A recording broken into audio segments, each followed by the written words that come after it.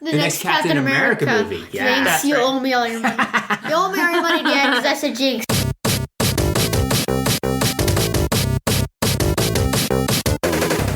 This is UnpauseIt, the podcast by a family of geeks.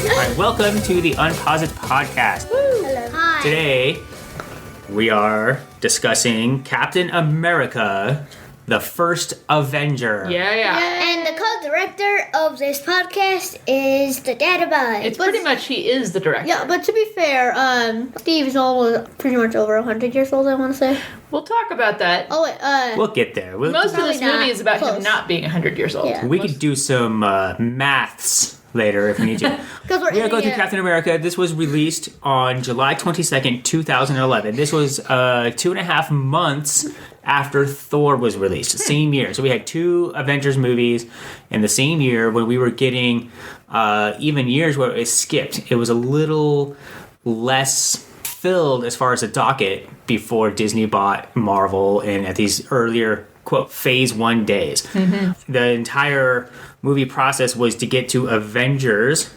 which is why this is called the First Avenger. It is chronologically before any of the other movies, unless you count in Thor when they're 965 Right. AD or something like that. Well, we had talked about that at the beginning of this. If Right. we were going to do this in chronological order, release order, we went with release, and now here we are. Yeah, release order is when we're watching things.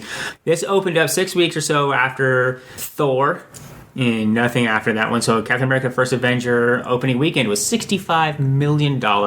Solid. Budget on this one was $150 million.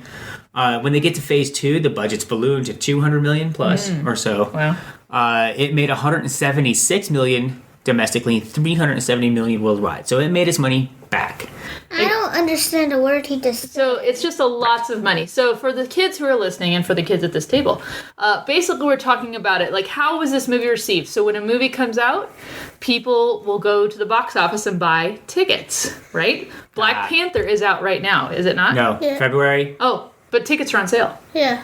Tickets are on sale, but they And- won't hear anything until opening. Well, and I did hear that this is the biggest pre-sale of tickets that they've had for any Marvel movie thus far. Oh, so they're going fast. Because Ragnarok was that way too. Ragnarok had a lot of pre-sale. But when we talk about these dollars, this is when people are buying the movie tickets to go see the movie. So if it's bigger dollars, it means more people said, I want to go see it, and most likely I want to go see it again.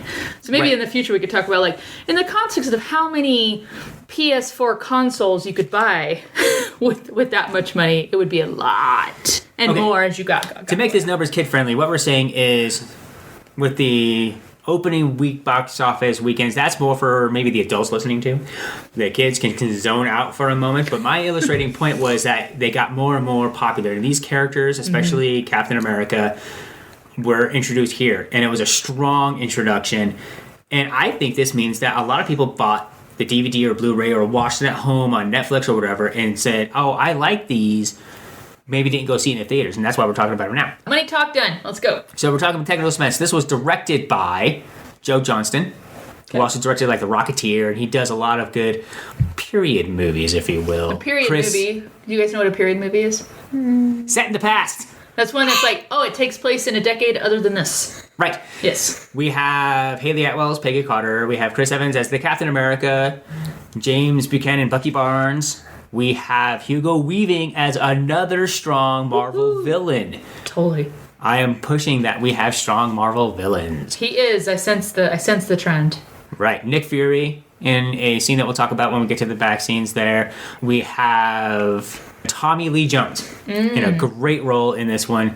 Did not phone it in. It was a really kind of a role developed just for his type of thing. Who else did you mention? Stanley Tucci. Stanley Tucci is, I was going to leave that to you. Yes, Stanley Tucci is one of the best character actors out there. He's the guy who plays the Dr. Who's the doctor? Elson. Erskine. Erskine, thank you. Doctor, which doctor? He's the guy who sees Steve saying he just wants to go fight, and he's the one who interviews him for that medical, and then he's like, no, I'll give you one chance.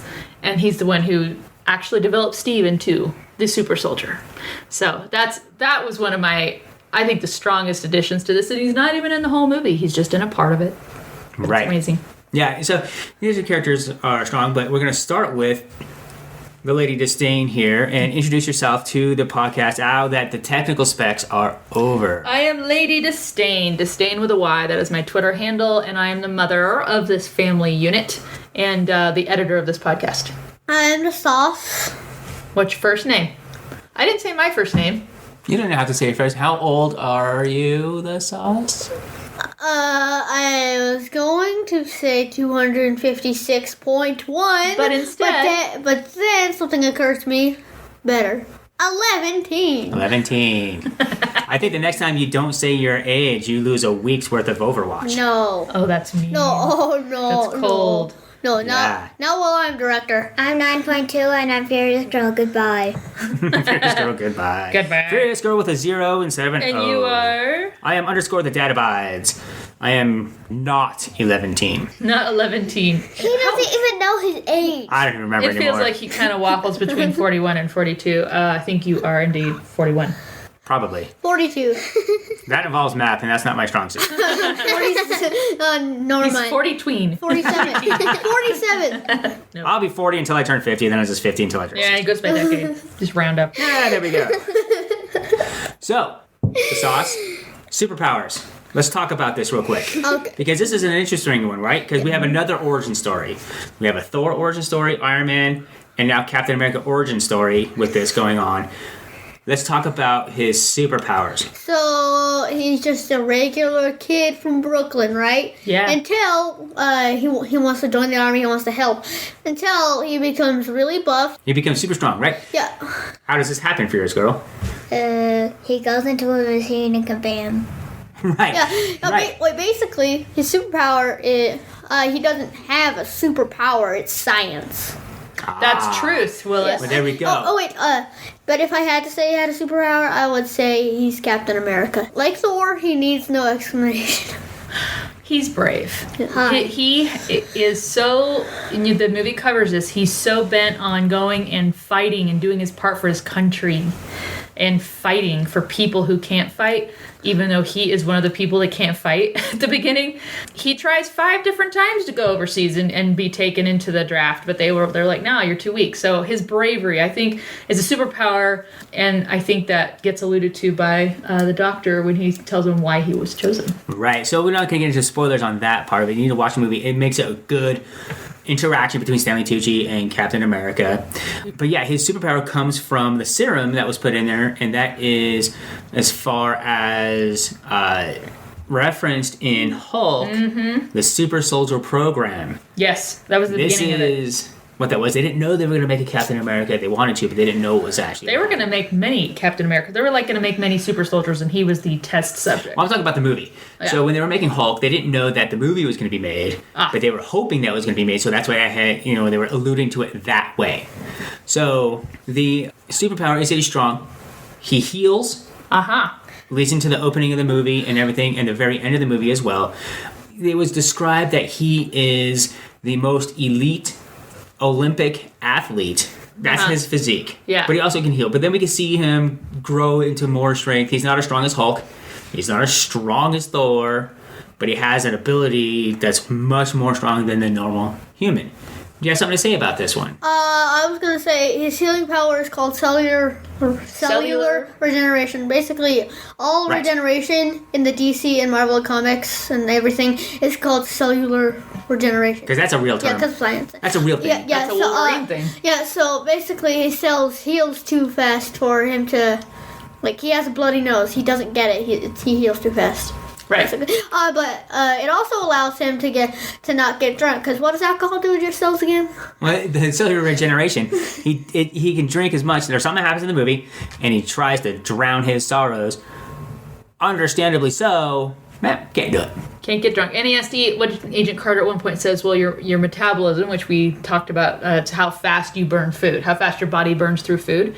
So you eat something in the morning and how fast it takes for your body to process that. He's 4 times faster. So he probably has to eat as 4 times as much as you, the sauce. Oh, But if he doesn't eat it, his body still regenerates. That's maybe a lot of food. like 3 times. Do you guys remember, this gets talked about in The Avengers, which I think that's the next movie. One thing Tony Stark winds up saying to the Hulk is like, that much, he goes through gamma radiation. He says that much should have killed you. You kind of wonder, they don't use gamma radiation, obviously, on... They use something called Vita rays, which is something rays. very 40s serial comic book Flash Gordon type thing. That's right. But you wonder if that's part of his power, too. Is it that he was able to survive? Because remember, that was a pretty traumatic moment when they're actually making him the super soldier and he's screaming. But he's like, no, I can do this. You're like, is he going to live through this? And he does. But could anybody have done that? You kind of wonder. You kind of wonder. But he had the serum. Banner had the serum in him, and the gamma radiation is what made Hulk come out with that serum. But without the serum, he probably would have died. So we're not going to do, quote, weaknesses, because he's human after all still. He's superhuman, if you will, super soldier. But if you shoot him in the face, I'm pretty sure he wouldn't survive that. I'm pretty sure. I think that's true. Unless he holds up a shield, sir. That's why he has a shield. But vulnerabilities. We're going to go on that. That's more of a what makes him vulnerable on this one. And this movie doesn't really have that kind of thing. But I want to talk about before he goes through the serum. What? How vulnerable was he? How weak was he before he had the serum? And I want to talk about the transformation. And did you guys believe that was Steve Rogers when he was a little guy? Go, Dorda. Now that I think of it, he actually does have a superpower, which is his brain, because, no one could get the flag, but he just broke the pole. Right. So all these super macho guys were running, and he's got asthma. He's tiny. He weighs 90 pounds, and he's in his mid-20s. Willis, you almost weigh 90 pounds now. So he's just about a little bit bigger than you. Right. Has a heart murmur.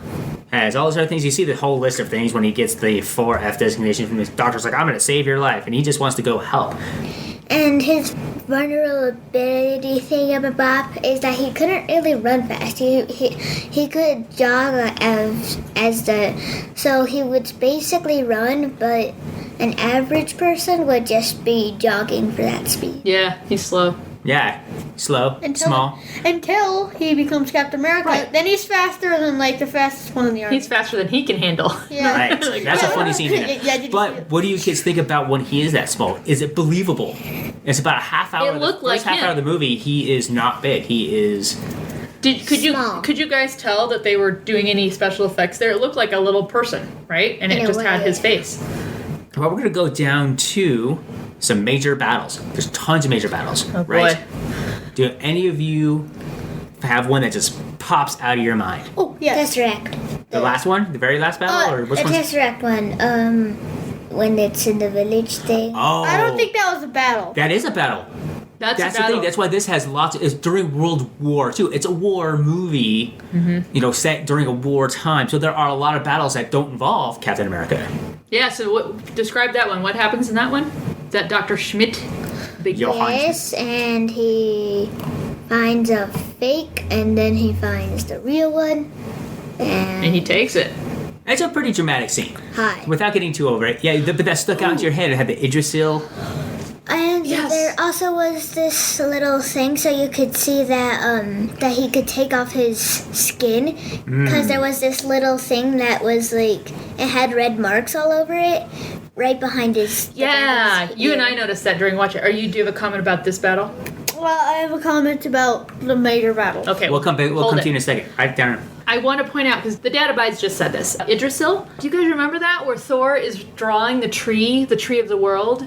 Yes, and there was a tree of the world on the Yeah! wall. I love that they tied that in. So he's explaining to Jane Foster, so there's a tree of the world that has Jotunheim, Asgard, all these other planets. Tree of the universe. The tree of the universe, the realms. But then you see that tree on the wall, and that's where the Tesseract is hidden in that wall. Right. Now, So cool. here's a fun little fact. That village that was destroyed by the Red Skull, and that's Schmidt, he's the Red Skull, is the same village that was in the Thor flashback when they had the Frost Giant battle there. Oh, That's the same village. Wait, it is? Yes. Apparently. Reading trivia on these movies is something I do a lot. So remember in Thor when you hear Odin talking about, the frost giants came to Earth and tried to dominate it, and you see them come in and they freeze like that mom and that daughter. Freezes that village. Same village as this village. Isn't Right. that cool? Well, no, Creepy. Right? no one would know. No one would know that if they just watched the movie and not No, the trivia. you kind of have to put together, watch them back to back and look at it. Because it says the village name, right? I think so. Yeah. So your major battle, the sauce.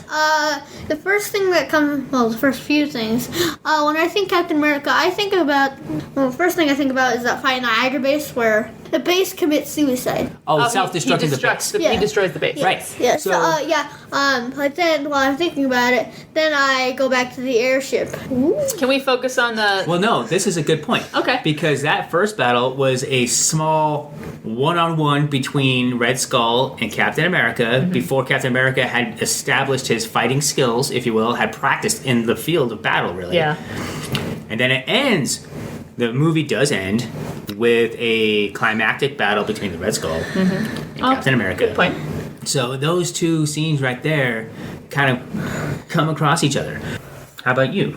I really do like Cap saving the prisoners. This kind of pings off what the sauce was saying. That I love when Steve, he's his first time actually being able to go overseas, but he's Captain America, the kind of, poster boy for war bonds. And all the soldiers are like, whatever, dude, we're fighting battles, you're lame.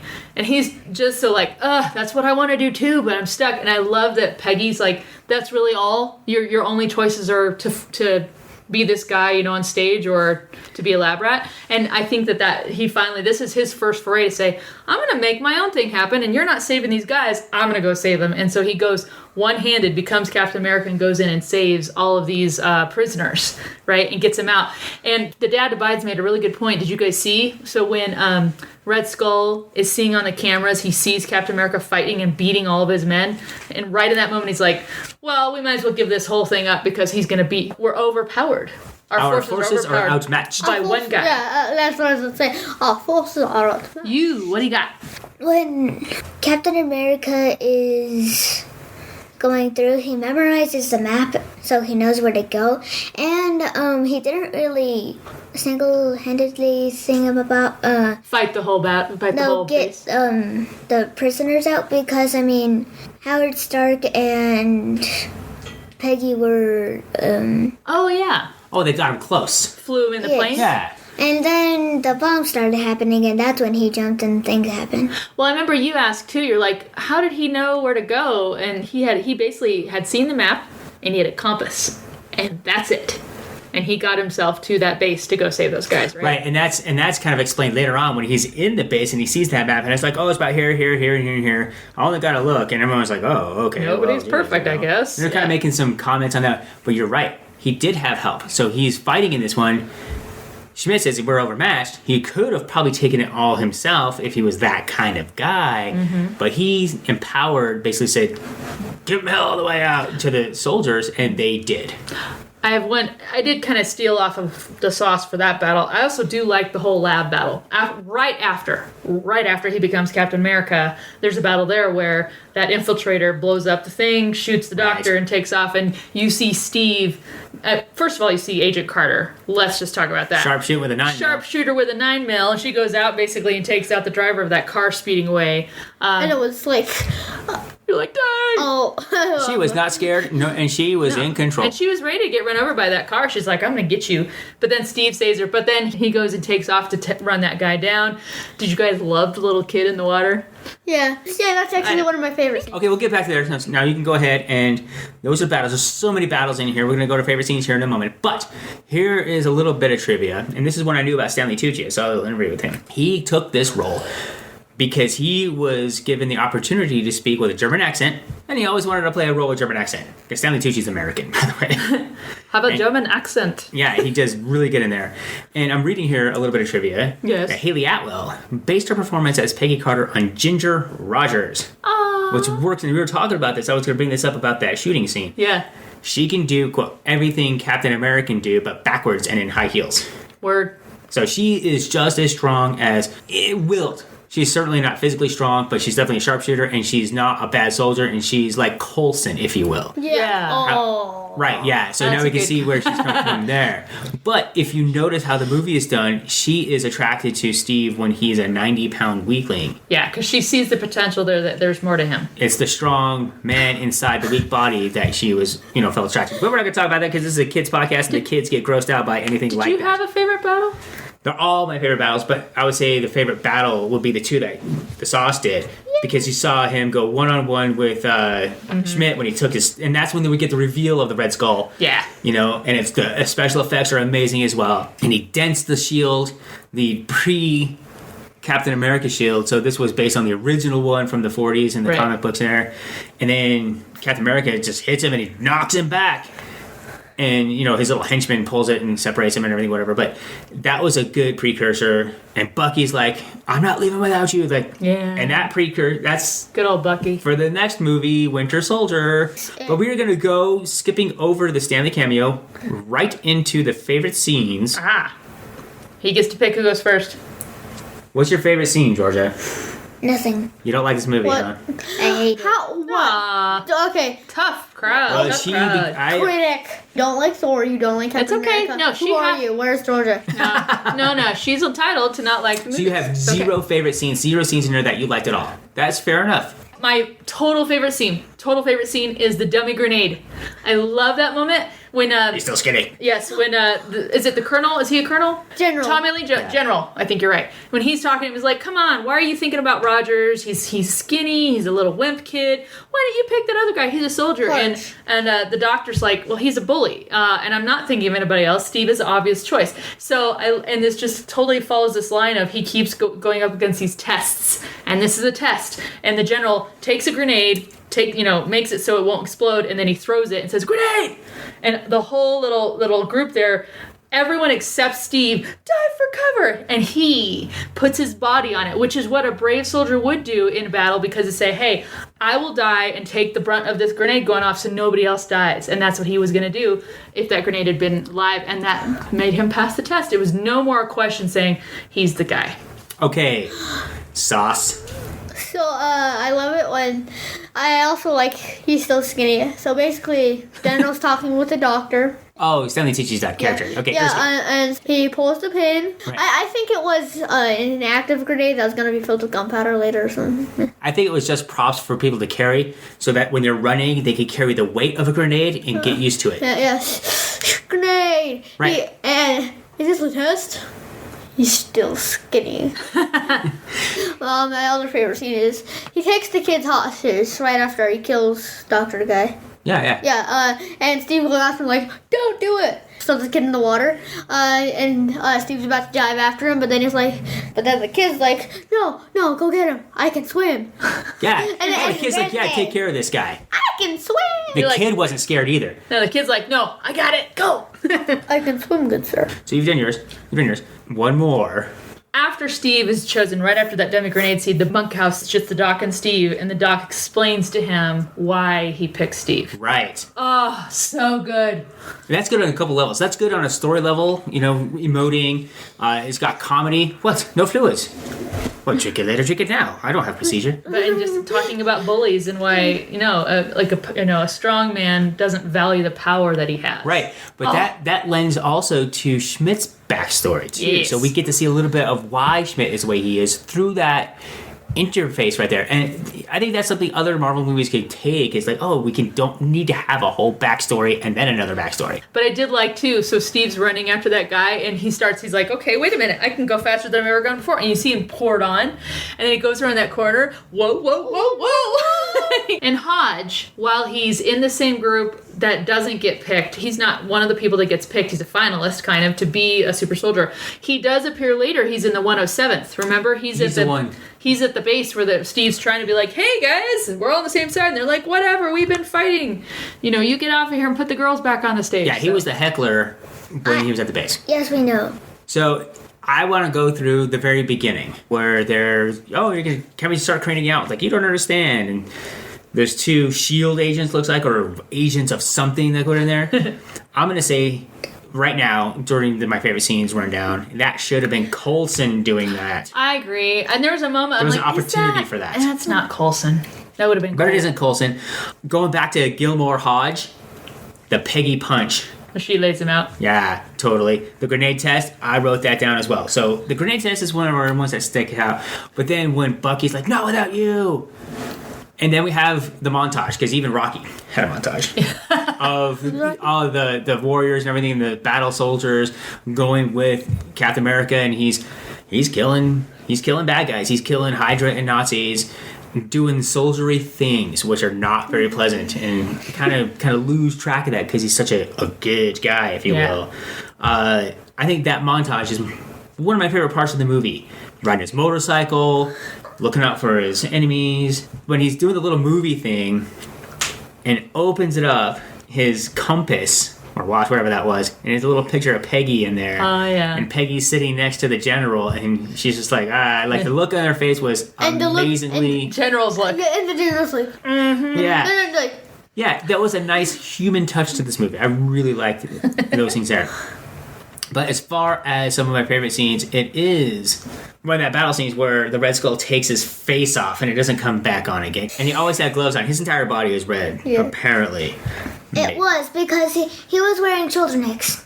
He always wore Right. gloves. You're right. He always he covered Wore gloves every the other entire inch. But that's one of my favorite scenes. But we'll talk about that villain, the Red Skull. So Red Skull being the villain against Steve Rogers, Captain America in this. I feel like they've done that in every movie. So if you think about, Iron Man, you've got Tony Stark. He's against Obadiah in the first movie, and that's kind of his counterpart, like the other person who'd be controlling the company. Right. You've got Hulk goes up against the Abomination, his counterpart, another guy who took the serums. Yes. Then you've got Iron Man 2, again, another counterpart, a son of a genius who helped, was with his father and son kind of thing, going against it. And then even Thor, he's going up against his brother, a counterpart to him who's could be another heir to the throne. I feel like they really created a nice balance here where now we've got Red Skull, who could have been what Steve was he not crazy and power hungry and tried the serum. He was such in a rush. Remember the doctor says, well, the serum wasn't ready.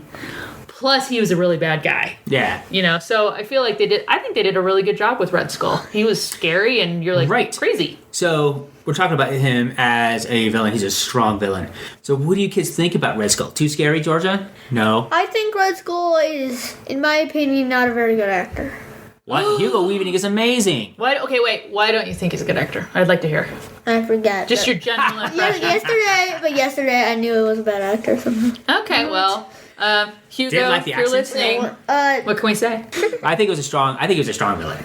So the Furious Girl did not enjoy this movie. This is probably my second favorite Avengers MCU movie. It was my favorite Marvel movie until another Marvel movie came out, and I'll tell you what that Marvel movie is when we do that Marvel Winter movie. Soldier. I think he just dropped that one. Yeah. There's something that when Captain America is picking out the shield thing, and there's the options. Stark says that Hydra's not going to use knives, like pocket knives, but they did. They use pocket knives? Right. So Yes. it's like, he's talking about the armor that he was going to do. Yeah, this, carbide steel, like it'll, deflect even the hardest bayonet. Oh, We're not going to use yeah. knives. But then he's on the Valkyrie. The guy pulls out a knife. That's true. Good call. point. Dang, I You're didn't even welcome. notice that. We're going to talk about the end credit scene. He's punching it. What'd you think of that? Are you here to get me in the real world? I'm here to save it. Fierce Girl. 0 out of 16. So you don't like the end credit scene. How about you, the sauce? Remember, he's like punching it, and then they go into like, this is, and they It's show really short. a clip from the Avengers. It was like an Avengers trailer. I know. I remember it. I don't remember my rating, but I don't think I liked it. That's a good enough rating for everybody. on the I podcast. don't think I liked it. It's fine. I mean, it's so short. It's so short. And all you do is just see him and Nick Fury, and they're, okay, there's a new mission coming ahead. And it really is just like, okay, and this will get us into a trailer for the next movie, The Avengers. Which is what they did. It was that little thing, and he punches the thing down, get into it, and then you don't have to be. I mean, I am Iron Man when it was Nick Fury. It wasn't shorter than that, and that was short. But it didn't leave you going, oh! The problem was that they went into the Avengers. It was a trailer that they could have just done. Yeah. Just released it. It is the worst one of the MCU movie end scenes. Agreed. It is the worst one. It's like they're like, we're kind of lazy and just do it. So we're going to go over overall rating. I have given this movie 9 out of 10 red dresses. Oh, of course it's red dresses. It's Agent Carter. You guys, if you don't know, we love pop vinyl little figurines right here. And one Christmas I got you a pop vinyl of Agent Carter. A bobblehead red pop dress. vinyl, Agent Carter. No, it was from the Peggy Carter TV show. She Yeah, has a it's red her hat. outfit, but it's a red hat. Yeah, it's a red hat, different blue outfit. But that does speak to that because she has a red dress and obviously turns heads. Right, it stops the whole thing. Like, everyone's singing. They're like, oh, hey, whoa, Hey, what? baby. And it was cool. And she only wore that just to tell Captain Rogers, let's get to war. turning heads. And she was like telling him, was like, after the war's over, we're kind of a thing, kind of letting him know in no uncertain terms, really. Because she's like, oh, he's kind of an idiot when it comes to women because he was so inept about it. I'm going to be not subtle. Right. Furious Girl, give me a rating. 6 out of 10 red thingies. Red dresses. 8.7. 8.7. Yeah. 10 out of 10. Nice. 10 out of 10. So now this is not a rating on how good the movie was, the editing, the lighting, quality of the movie. Really? That's what I rated it. This is on a movie and how much we like them. 10 out of 10. Yeah, exactly. This is how much we like this movie, not how good the movie is, because you could really love a very bad movie. Truth. All Or you right. could really hate a really good movie. Yeah, Exactly. Like Georgia does to the last 2 movies. Like me, and I really do not like E.T. Wait, what's ET? Like the space Oh, you guys haven't seen it. I'm not Wait, sure. yes, I have. Wait, Okay, you have, huh? Wait, the little monster guy. Yeah, and Yeah, Elliot the red and phone. finger. Yeah, that sucks. Anyway, Good. half-hour screen time. Okay, the sauce. What is your half-hour screen time? This is for this next week. What do you? Coming up, what do you want to do this next coming week? I wrote a question mark because I have no idea. I just downloaded Microsoft Java on your laptop. I know. So probably some Minecrafting, both at the half-hour concurrently for the maybe kids. some Zelda or some. We'll see. Play it by ear every day, right? Because last week you were like, I'm not going to have my half-hour, and you went to bed at 4:30. Yeah. Basically. That's Didn't I go to bed at like 3 once? No, not quite that early, but I think you've probably grown an inch in this last 7 days. At 3 a.m. once. Oh, that was on New Year's Day, though. I know. What is your half-hour screen time plan? Hi Pickle. It's a server that's on the Java edition Minecraft. It's called Hi Pixel, but I call it Hi Pickle. It's the first place. As a parent here who really likes the Captain America movie, 9 out of 10 red dresses, I had to go back and write notes after the fact because I was just too busy watching the movie and I hadn't seen it many times. The kids, not so much, but the special features on the Blu-ray really appeal to the kids a lot better, especially the Coulson one. Totally worth it. The next movie is going to be driven by the sauce. Yeah! It is the Avengers. Yeah! This is the first time in cinematic history that we are not getting movies, we are getting TV shows as movies. Yeah! Which is why, after Joss Whedon exits Soldier Guys, the Russo brothers, their TV background. The TV background works better on this because they're able to kind of more serialize what's going forward. True. So next week, we're going to watch the Avengers and see these great epic battle scenes come together, and the sauce will be leading us home. Good job. All right, well, thank you, kids. Thank you, guys, everybody. That was quite a lot of double heading going on. Good and day, we'll see sir. you next time. Good day, sir. I said Goodbye. good day. I'll see you next week. Sauce and cheese. Follow UnpauseIt on Facebook, Twitter, and YouTube, or visit us online at unpauseit.com.